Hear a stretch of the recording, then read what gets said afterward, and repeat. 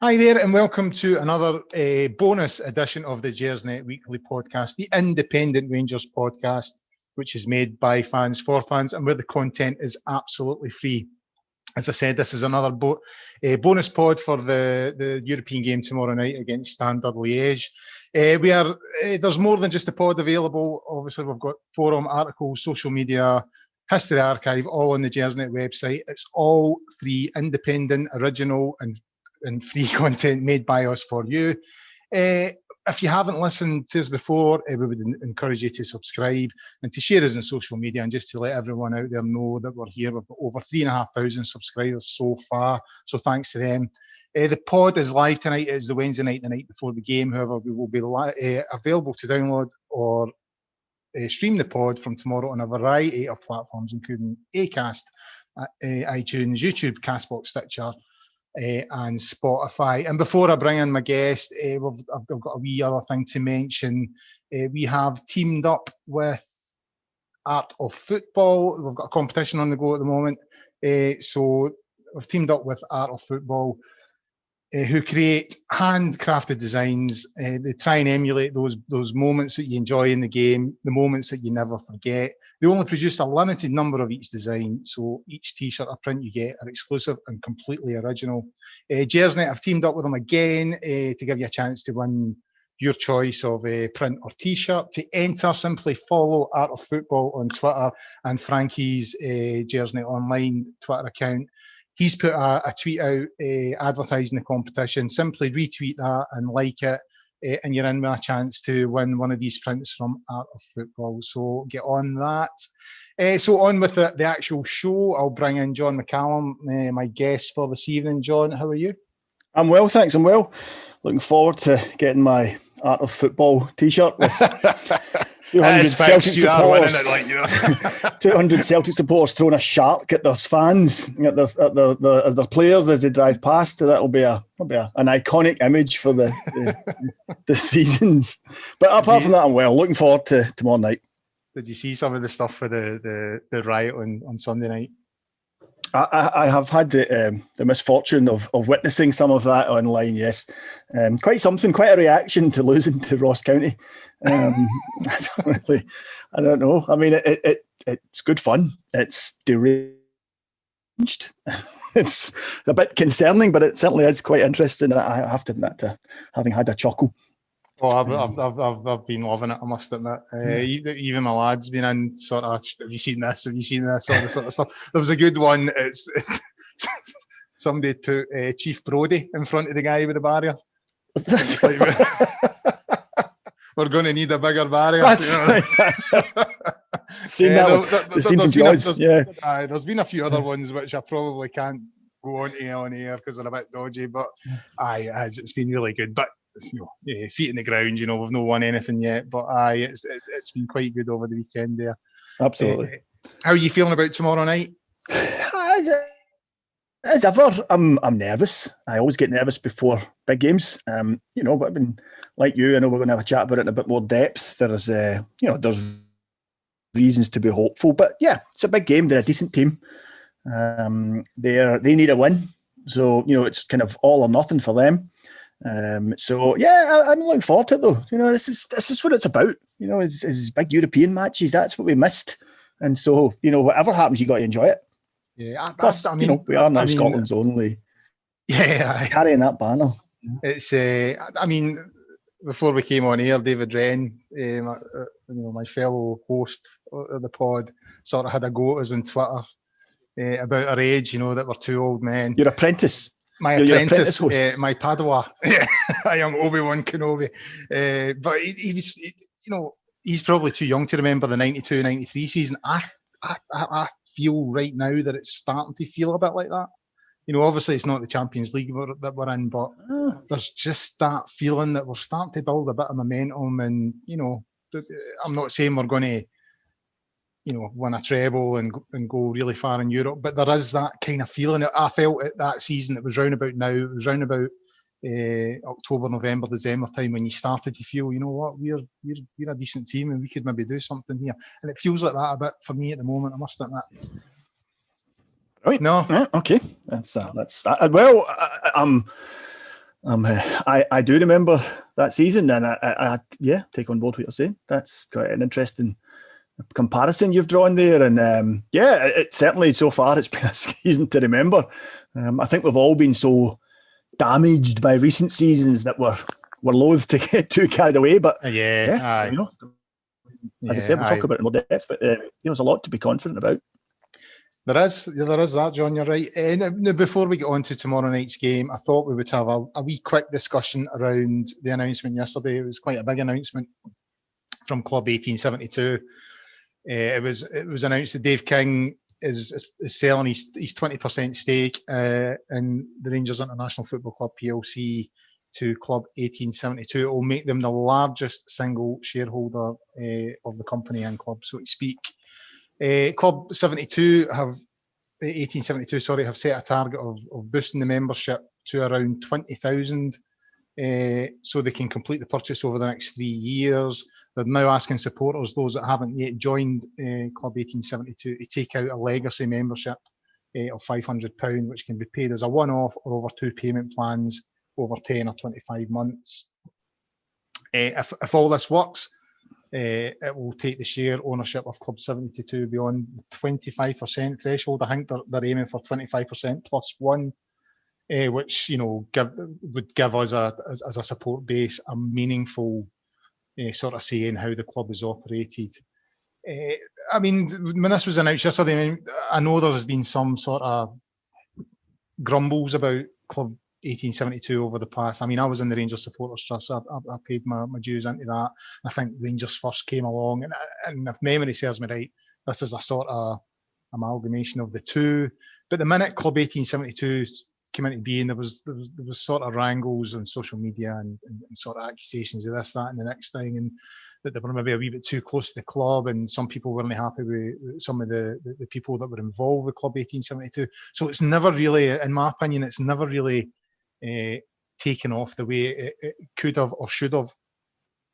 This looks like it could be a big turning point in the sort of journey that Club 1872 are going to take, and it seems to me that you have to give them credit. That this could be a huge moment for Rangers. What were your thoughts when the announcement came out, John?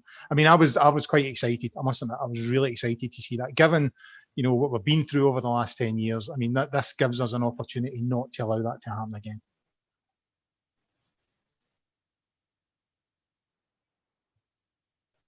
You on mute, John?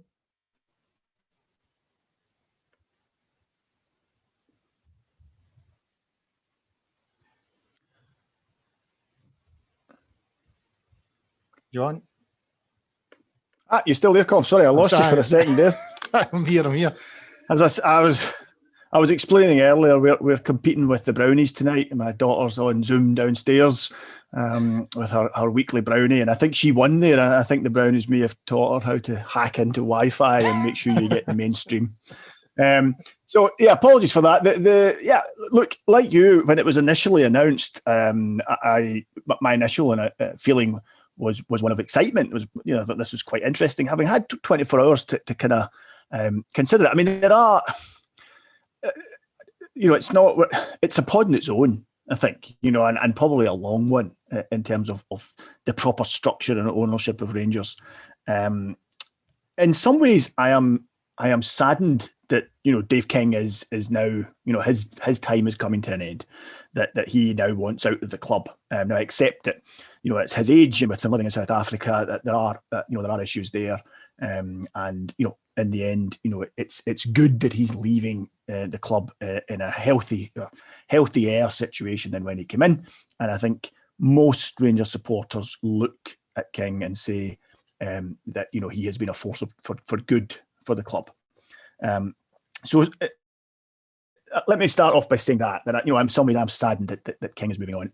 My understanding, and people may correct me here, but my understanding is that King was, very much the driving force behind appointing Gerrard, and that alone as a legacy is quite something to leave us.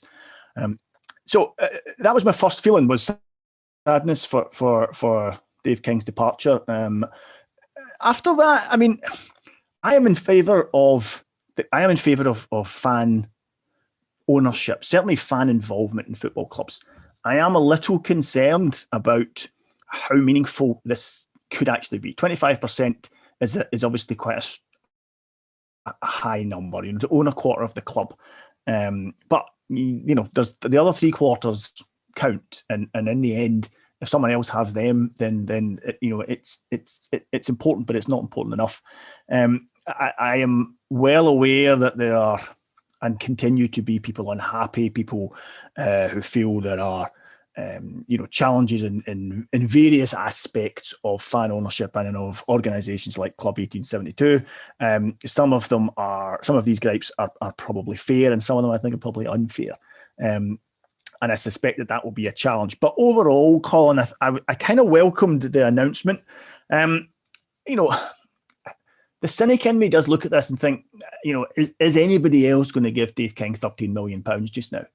And I'm not sure there are a big queue of people willing to give him £13 million. I think has been demonstrated in quite recent times, but certainly over the last couple of years, there are a small number of individuals who are willing to invest significant amounts of money in Rangers, who have invested significant amounts of Rangers, and up until very recently, very recent announcements, continue to invest significant amounts of money in Rangers. But it is a small number of people. Rangers just now is something that people will buy because they love the club. There's not an awful lot of money to be made in Rangers. We're not an English Premier League club. We're not a club guaranteed the latter stages of the Champions League every season. So, I do think for the cynic in me does look at this and think, well, this is possibly the only way that Dave King was going to get this money out of it. And I have to say, I do have concerns over any organisation raising £13 million. That is a significant amount of money. That will take. I will be very impressed if Club 1872 can achieve that. That is a huge amount of money. I have seen criticism, as I'm sure you have, over should that money be getting put into the club? Why don't they just issue new shares? But I think you have to be realistic and say, well, if Dave King wants out and he wants to get the money back he put in, then this is as good a way as any. If he needs the money, and who doesn't need £13 million? If he needs the money, then and Club 1872 don't step in, then it's back out onto the open market, and we have no control over who gets it. I think the last thing I'd say on this is that a lot of has been made about getting supporters involved. What I would say is, my understanding of the people who run our club just now is they are very much supporters. They may have more money than you and I, Colin, but they are still very much supporters. So they are people with the club's best interests at heart. And I think that just now is also worth bearing in mind. And that might go against this. I think there's probably a feeling amongst the support that the club is in safe hands just now. And that might make it a little harder for Club 1872 to convince people to invest against an unsure economy and everything else that's gone ahead this year. It will be interesting to see what comes out in this over the next few weeks. But I'm open to it. I'm interested in it, and I wish everybody involved all the best. And I certainly wish Dave King all the best. I think we owe him a fair bit. We certainly do, and I mean, I get what you're saying. I do feel that Rangers are in possibly the safest hands they've been in for quite a number of years, and I include David Murray in that, because in the latter part of his sort of ownership of the club, I think he just became totally disinterested and wanted rid of us for a long time, and to me that's his legacy. It's not 9 in a row and all these kind of things. It's when the club became a burden to him, and it wasn't boosting his profile and his ego. He just wanted rid. Like you, I agree. I don't think the men in charge at the moment would do the same sort of thing. I think they've got the club at heart. Obviously, they're businessmen, and they're looking to look after their own interests. But there's no doubt that you feel safer with these people. But I just feel if it is achievable, and I get your point, and it's a difficult economic outlook at the moment, and some people don't know if they've got a job or how long they're going to have their job. But I was looking at it today. I mean, I signed up today, but I signed up to the wrong thing. I'm going to have to do it again. I never signed up. Have you joined the Brownies as well? I've joined the Brownies, essentially. I've joined the wrong thing. I've given my money to Club 1872. Have you bought Celtic shares? No, I think nobody's buying them. Come on, they're giving them away now. Dermot Desmond can't give them away in a lucky bag at the minute. Right. I never joined the Legacy campaign. I just went in and thought, right, I'll take, I think it was like 20 quid or something. I agreed to pay a month, but that's not part of this campaign to earn the 13 million. So, and I think I'm giving them the wrong email address because I never got my confirmation email. This is typical me, John. It really is. I get all excited. I go online and I just randomly type my keys, and then I'm waiting for my confirmation email. Like, what's happened? So I'll need to go back in tomorrow and fix it all. But yeah, I do intend to sign up to it and subscribe to it because, having a look at some of the stuff. I mean, take, I've heard people complain about some of the individuals involved, and I'm not going to comment either way in that, because I know some of those people, and as far as I'm concerned, and in terms of my dealings with them, they're fine. But maybe other people are seeing different things. I don't know. I'm not going to get too heavily involved in that. But I mean, I've always been encouraged by the idea. I remember meeting Colin when it was the Rangers Supporters Trust a good number of years ago. He tried to get me involved because I was writing for Rangers News at the time, and when I wrote a column about it, Rangers refused to publish it. So that shows you the friction at the time. Dave King now is prepared to deal with Rangers, and I think is prepared to deal with Club 1872. Sorry, and I think the current directors would feel likewise, that they would have a relationship with Club 1872. Back then it was a no. David Murray was practically insulted the concept that there were supporters out there questioning how he was running the club. Yeah. So I think it's a good idea. I think as many supporters as possible should get involved, and the 25% plus one, it just gives us that place. I mean, one of the things I've noticed here in the Club 1872 website today, it's saying they're trying to secure representation on the board. And I think that's key, because, the guys that are there just now, they're going to come and go. They're going to go at some point, and other guys are going to come in. And a club's only as good as the people in the boardroom, as we've seen in the past. So to have that representation, as the club changes hands over the years, I think that would be a good thing. So, I mean, I know there are fans out there sort of unsure about it, but I think they just need to put that to one side and think of the positives, and we can move on. If supporters aren't keen on some of the people that are at the top of Club 1872, then I'm sure there's a democratic process. Every now and again you get a vote to decide who's on that board and all that kind of thing. So yeah, I'm quite excited about it. I get what you were saying. Some of the stuff and some of the concerns that you have, I think they're legitimate, John, and I think we've all got those as supporters. But I really do feel that this is a really good opportunity to have a meaningful involvement. Now, we all have an involvement as supporters. We all buy season tickets, we all buy shirts, we all do what we do when it comes to Rangers and support them in various ways. But this feels like a more meaningful way, and to really have a voice in terms of how we move forward as a club. And given what's happened over the last 10 years with Craig White and Green and all the rest of the crooks that have been involved in the club, I do feel that this is a really, really, really good opportunity, and one that we shouldn't, as a support base, pass up on. But yeah, I thought we would have a wee quick conversation about that. Yeah, anything else before I move on? Well, I mean, no, but just very quickly, I think I'm not against the concept at all, and I'm really just as much playing devil's advocate as much as anything here.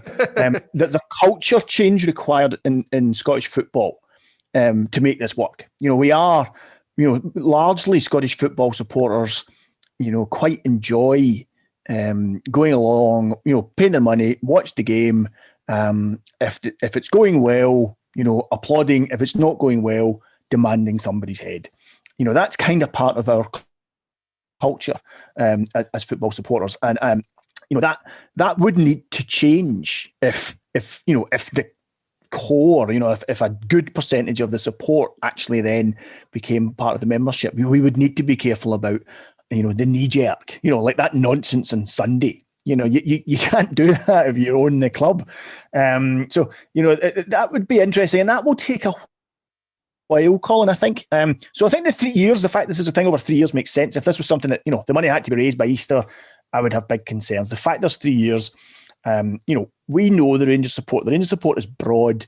It encompasses a whole host of different types of people from different walks of life with different experiences and different strengths. And bringing that together can only be a good thing. And finally, I think, like you, I think football clubs should be run with their supporters in mind. And too many football clubs today aren't. They are not run with their supporters in mind. They make decisions that the supporters don't agree with, and they don't care. And I think, particularly a club like Rangers, I think with everything that's gone on in our past, that's very, very important. We need the club to be run. People need to bear in mind that ultimately we're the ones who are not going away. Players come and go, managers come and go, directors come and go, but the support doesn't. And the club needs to be run that way. So if this helps that, then that can only be a good thing as well. Anyway, let's talk about the game. Let's talk about the game. Right. So match day 5 tomorrow, John, Group D. If Rangers win, as was the case last week, we'll secure a place in the knockout stage in the last 32 with a game to spare. It would have been with 2 games to spare last week, obviously, but a game to spare, which would be good going. We've met Standard Liege 3 times now. We met them in 1962 in the European Cup. We lost 4-2 on aggregate over the 2 legs. Obviously, we beat them on match day 1 this season over in Liege with James Tavernier, and that goal from that absolute peach from Kemar Roof, which was his first European goal. Another thing about tomorrow night, which is I find quite interesting, Allan McGregor. When you consider that he'd been away for so many seasons, he's going to beat Barry Ferguson's appearance record in Europe. Barry Ferguson's sitting on 82 appearances, which in itself is some record, given he was away for a number of years as well. But Allan McGregor will surpass that tomorrow night.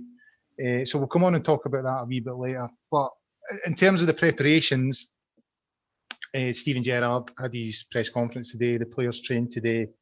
Gerrard announced Ryan Jack, major doubt. He would have played his 50th game in Europe tomorrow night, but that's not going to happen. So he's a major doubt for the game. Gerrard says he'll probably be back for the weekend. Joe Aribo's back. He trained yesterday and trained today, so he's available for selection. And it looks like Brandon Barker came off on Sunday, but it looks like he'll make it too. So in terms of squad, obviously Hollander's out with the COVID situation, but overall a strong pool of players to select from. Yeah, stronger than against Benfica. Getting Aribo back whether he starts or whether he's on the bench, I expect he'll become involved in the game at some point. We miss Jack. I think particularly in Europe we miss Jack. I think Jack is you and I have spoken about this before, is a highly underrated player. He is a player who does a very strong job in these kind of games, protecting the defence, linking up. So I'm disappointed. I was amazed that he's 1 game away from his 50th appearance in Europe, in UEFA Cup competition. That was a stat that I have to say I did not expect. Hopefully he'll get that. If not next week, he'll get it in after Christmas. In the new year. So, I was a bit concerned during the Benfica game at home because, I looked at our bench. We had 2 or 3 guys there that you could expect to come on. Barker, Hadji, Itten could have come on, and we didn't bring them on. And that surprised me a little bit, that he didn't make that change. And I did wonder if he just, perhaps just didn't trust the guys that were there.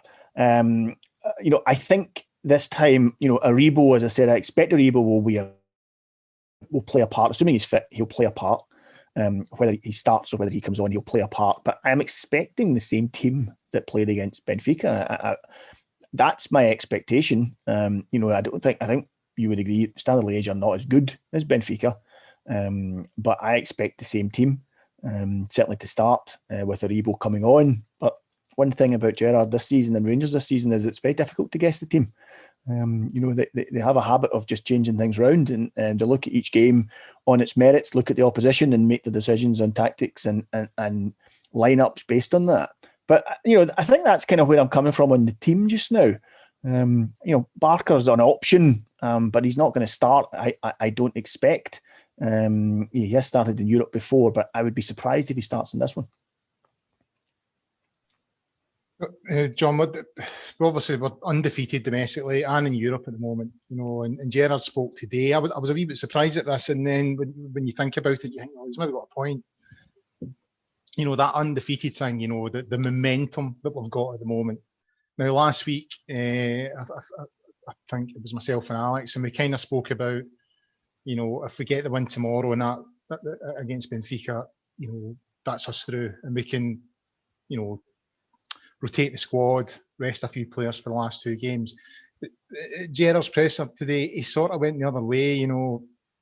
He was sort of saying he wants to win the group, and he wants to maintain this sort of momentum. So it seemed to me that he was suggesting if we win tomorrow night and we confirm our place in the last 32, then he's not going to rotate the squad, and he's not going to, change the team too much for the final game in Poland.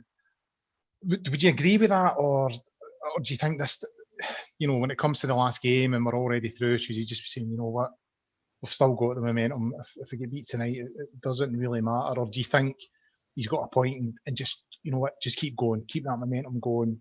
We get one game, get the points, go to the next game, get the points, go to the next game, and just keep building on that. I was a wee bit surprised, but the more I thought about it, I thought, what, he maybe does actually have a point. Well, I think without casting aspersions on our manager, I didn't believe him. I felt that was very much a political answer done because he understood that Liège would be listening, and the last thing he wants to say is that he expects to win this match and rest players in the final game. So, I thought he fairly skillfully managed to avoid falling into that particular trap that had been set for him by the media. I think he does not want anybody thinking this game is a gimme, because it's clearly not. And, we will need to play well to beat Liège. As I said, they're not as good as Benfica, but, they're no dice. They'll be, they'll be the second best team we've played so far this year after Benfica. And I think that's where he was coming from. If we win tomorrow and qualify, like you, I expect he will rest some players for the game out in Poland. I suspect some of the guys who haven't been starting recently will start that game. I would expect Hadji to start against them. I would expect Barker to start against them. I would expect to see some changes elsewhere in the team.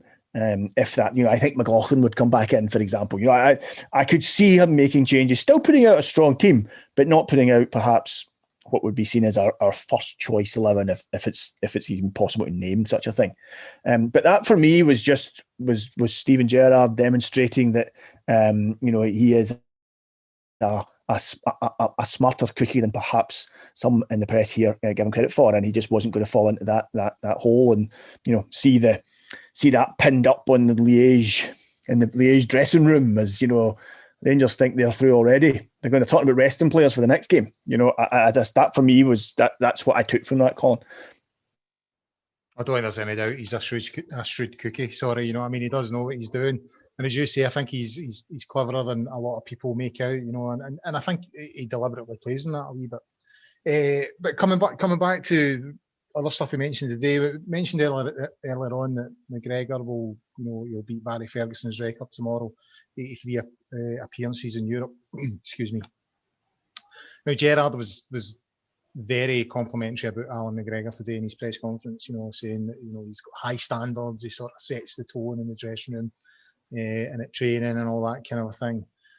And it kind of got me thinking, when you look back, I know he had to go in 2012 and all supporters weren't happy with him and a few others that went at the time. But I mean, how important do you think he's been for Rangers and to this squad in particular? I mean, in his previous time, he obviously won trophies galore. I'm still of the opinion we would have had a really, really good chance in that UEFA Cup final if we had McGregor in goal that night. How important do you think he is overall into this squad in particular, John? I think as supporters, we tend to look at goalkeepers and judge them on the saves they make. And if you judge McGregor on that, then he has no equal in this country. There's nobody in Scotland better than McGregor. And there hasn't been since he first broke into our first team. But I actually think McGregor's strengths and a great goalkeeper's strengths are more than that. McGregor does a number of things. He bosses his defenders in front of him. McGregor's a very vocal player. Something that you've really seen this season without the crowds there and with all the games being televised. You realise just how vocal McGregor is. John, can I stop you there before? Sorry to interrupt, but I sit in the Govan rear, and when Ibrox is full, I can hear McGregor. You can hear McGregor. my boy pointed it out to me one day. He's like, "Listen, that's Allan McGregor." You know what I mean? So, empty stadium or not, you can hear him. He is a very, very vocal player. Yeah, he's a vocal player. He bosses that defence. He makes sure those guys know their job, and he keeps them in line. So that's that for me is vitally important. What he also gives that defence is confidence. Those defenders know that there is a high quality goalkeeper behind them, and that gives defenders confidence. And without, I can just point something out what's happening across the city just now.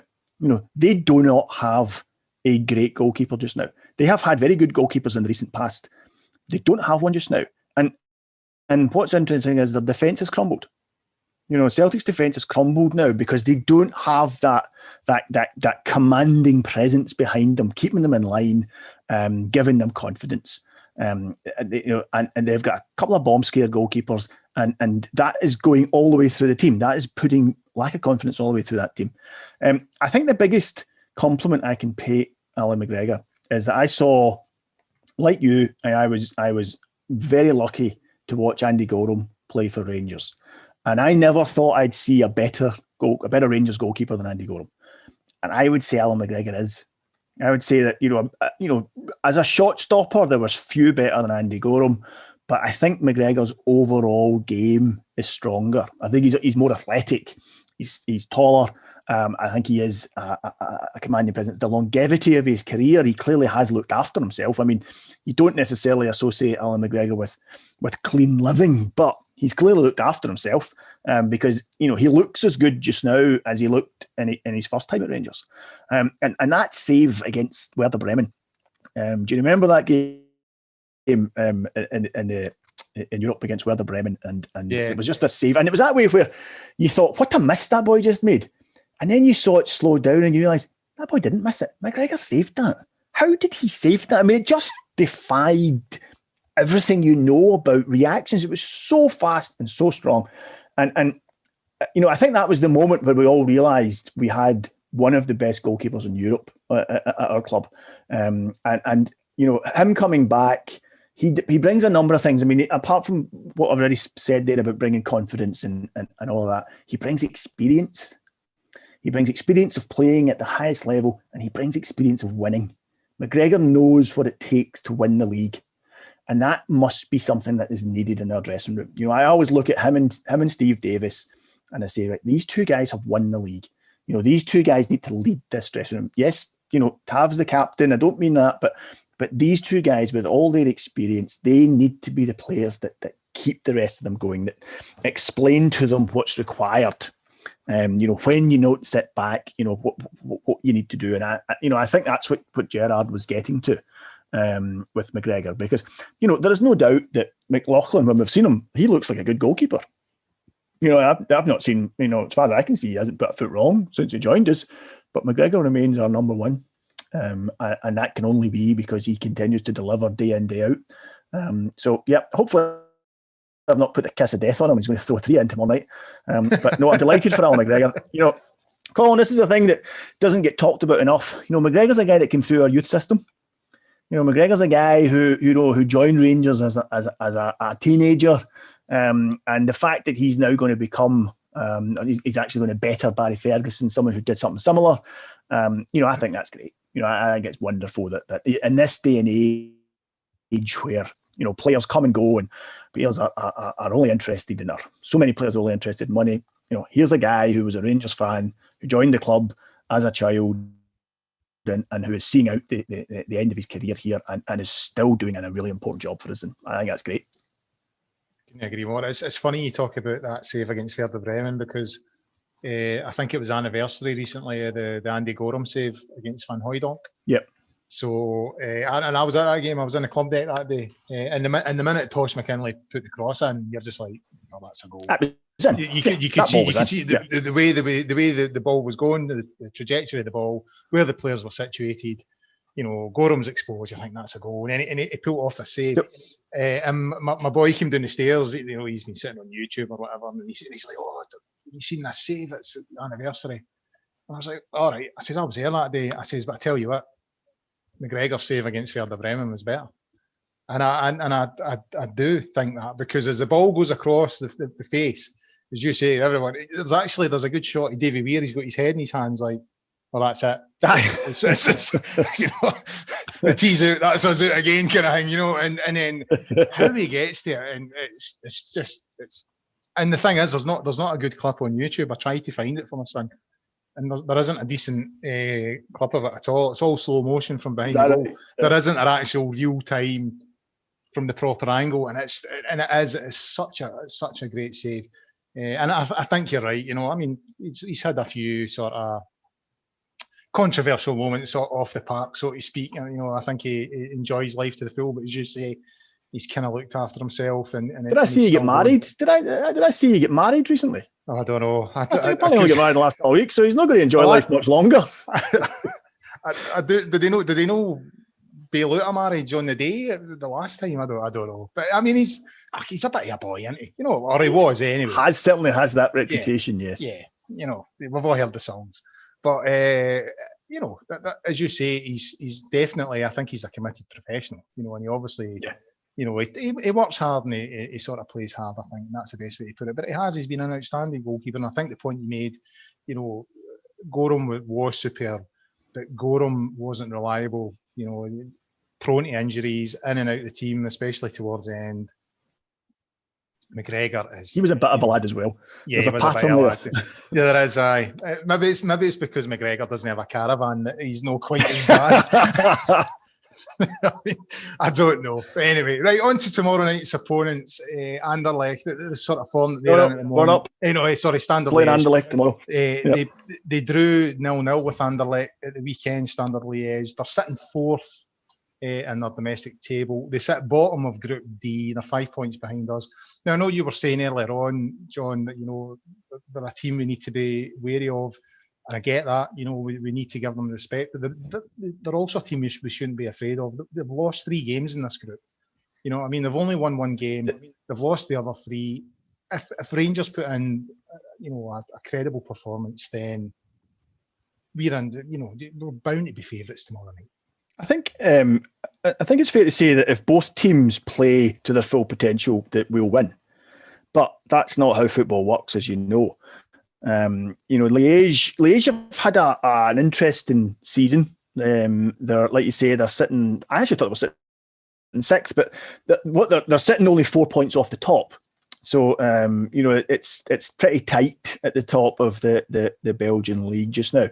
They're not great away from home.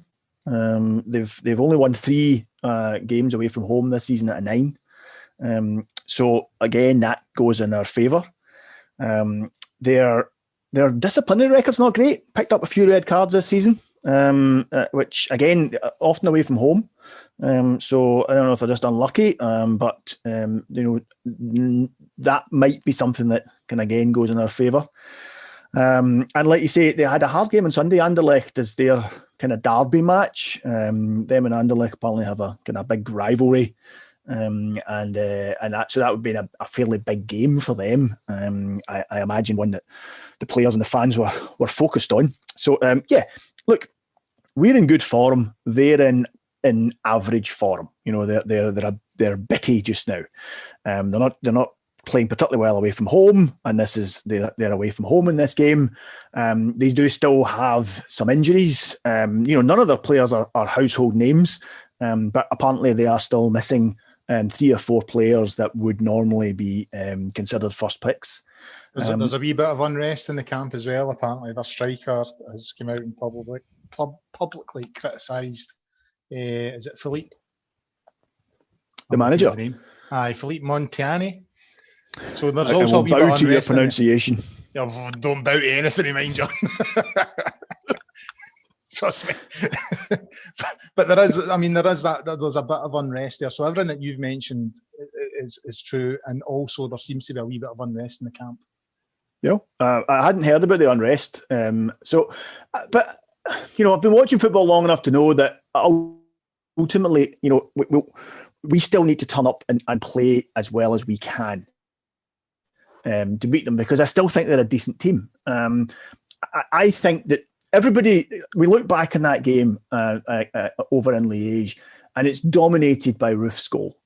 That's our memory. Our memory is of seeing one of the best goals we will ever see a Rangers player score, and giving us that 2-0 win, which made it look like a fairly comfortable win. And in reality, whilst I think we were the better team over the 90 minutes, and we should have scored a second goal before we did, they should have scored an equaliser before we scored our second. I mean, the ball was played right through the guy, nobody near him, in the box, and he completely miskicked it. The conditions were farcical at that point in the match. I had a look at the weather forecast, and it's not going to rain tomorrow night. It might snow tonight in Glasgow. There is a forecast for snow through the night in Glasgow, but there's nothing forecast for tomorrow night. So a cold Glasgow December night, I don't think that's going to faze Liege. Liege is a similar city to Glasgow, Colin. It's a similar kind of size. It's an industrial city. It's a city built in coal and steel. And Liege as a club, I was reading earlier, were formed by a group of students. So they have a lot in common with Rangers in terms of their background and this kind of city they come from and how they were formed. But yeah, I hate to tempt fate, but like you, I feel that we go in as favourites. I feel that we are, if we play as well as we know we can, then we should beat them. One thing this Rangers team has been able to do is create chances, and this season, what's great is lots of different players are taking them. We're not relying on one player this season like we kind of felt we were last season and the season before. So I'm going into it quietly positive. Quietly positive. Quietly positive. Okay. That's about as emotional as I get. Use West Enders, these are all the same, I mean, these are a cold bunch. Yeah, I would agree with that. I think if Rangers play to their strengths tomorrow night, then and everything goes to plan, then I think we should get the result and put us into that knockout stage after Christmas, which would be again another boost for the club in terms of the general direction we've been heading under Gerrard. It would be further evidence that we're progressing as a club, and again helping the finances. The annual report and accounts came out a couple of weeks ago there, and everyone points to the sort of headline loss, the 15 million or whatever it was, but there are signs there that we're improving. We're going further in European competition, and for the first time in a long time, we have 4 or 5 sellable assets that will balance the books, so to speak. So hopefully, John, we'll get the result tomorrow and everything will be well going into the weekend for the game. What's your prediction for a score? I'm not doing that. No, all right. I got it right the last time. That's why I don't want to do it this time, because my luck always runs out. But I think 2-0 Rangers. Yeah. What about you? Yeah, no, I was thinking the same. I think that's 2-0, maybe 2-1. They might have a late rally, but because that's the only thing, Colin, is that they need to win. Yeah, but that could help us, John. That could help us in terms of opening them up. They have to attack. Instead of a team that's going to sit in a wee bit, they're going to have to come out, and I think that could help us.